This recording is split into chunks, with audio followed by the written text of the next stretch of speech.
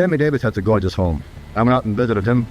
The landscaping, the shrubbery and the trees. See, I come from Philadelphia, and I lived in row houses. We never saw that, shrubbery and trees.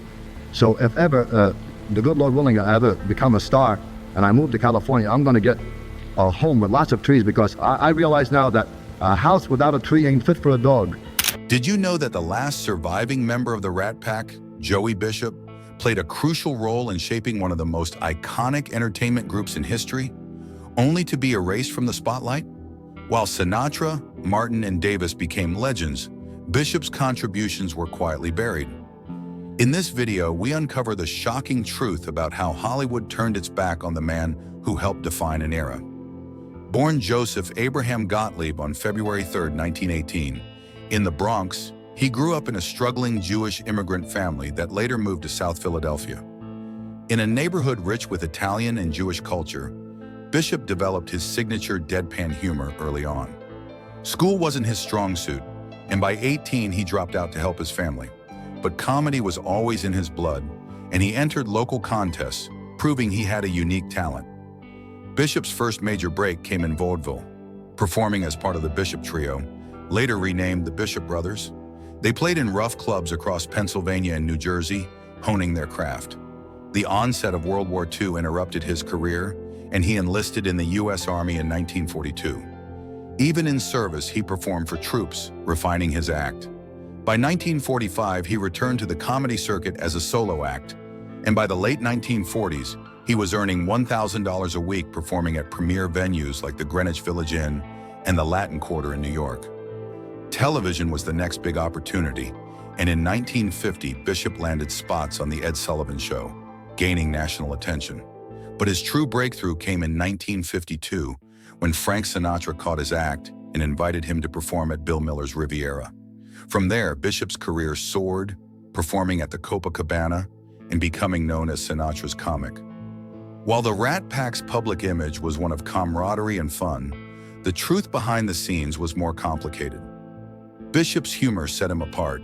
His delivery was understated, never relying on loud antics or insult comedy. He had a way of making audiences feel like they were in on the joke. His humor was real, relatable, and self-deprecating, often poking fun at his modest upbringing. While Sinatra, Dean Martin, and Sammy Davis Jr. dominated the spotlight, Bishop was the steady presence who kept their banter sharp.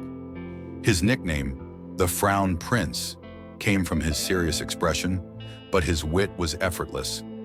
His involvement with the Rat Pack solidified in the 1950s, with Sinatra bringing him into the group. By 1960, the Rat Pack was an entertainment powerhouse, performing legendary shows at the Sands Hotel in Las Vegas. Few knew that Bishop wrote much of their material, ensuring their seemingly spontaneous conversations remained sharp and hilarious. He also starred alongside them in films like Ocean's 11 and Sergeant 3. His biggest moment came in 1961 when he hosted John F. Kennedy's inaugural gala, further cementing his influence in entertainment and politics. However, tensions within the Rat Pack began to surface. Bishop's fallout with Sinatra came after he refused to perform at Sinatra's Cal Neva Lodge without being compensated fairly. His demands of $50,000 paycheck and a private jet enraged Sinatra, who saw it as disloyalty. Feeling betrayed, Sinatra cut him off, erasing him from future projects, including the film Robin and the Seven Hoods. Overnight, Bishop found himself an outsider. This rejection hit hard. Hollywood moved on, and Bishop, once an integral part of the Rat Pack, was left behind. Peter Lawford, another sideline member, could relate. While Lawford's connections to the Kennedy family had once made him valuable, he too found himself expendable. For Bishop, the exclusion was a painful reminder of how fickle show business could be. Determined to carve out his own legacy, Bishop starred in The Joey Bishop Show in 1961. Despite a strong cast and notable guest stars, the show struggled with ratings and was canceled in 1964. A brief revival on CBS suffered from a lack of studio support, and an ill-fated switch back to black and white broadcasting, further sealing its fate. A lost episode featuring JFK impersonator Vaughn Meader was permanently scrapped after Kennedy's assassination.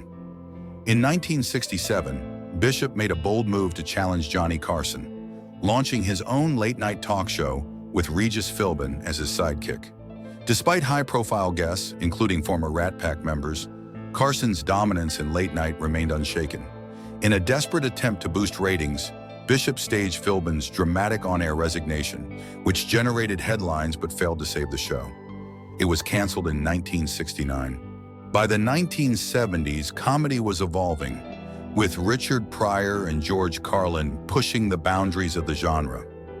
Bishop's classic, understated style seemed outdated, and he refused to adapt to the changing landscape. His industry connections faded, and by the 1980s, his career had all but disappeared. He took occasional roles, including in The Delta Force, 1986, and Mad Dog Time, 1996, directed by his son, Larry. However, he never returned to the heights of his Rat Pack days. Despite the setbacks, Bishop had one constant in his life: his wife, Sylvia Rusga. Their marriage lasted 58 years until her passing in 1999.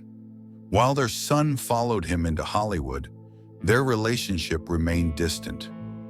Bishop had spent a lifetime in entertainment, but in his later years, he found himself more isolated, his legacy overshadowed by his former friends. Even in the face of professional struggles, Bishop remained loyal to the Rat Pack. After Sinatra's death, publishers offered him millions for a tell-all book, but he refused. To him, loyalty meant more than money.